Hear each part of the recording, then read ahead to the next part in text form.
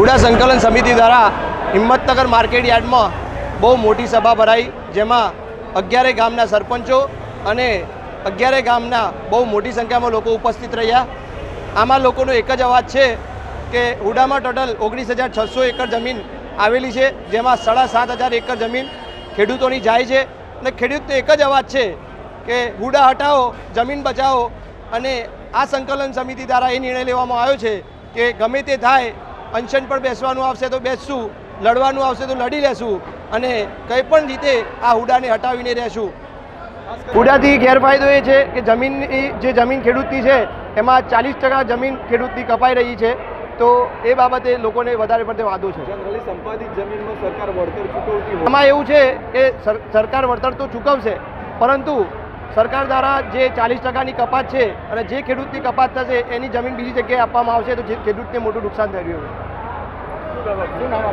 મારું નામ હકીમ વિજાપુરા, પડબડા સરપંચ.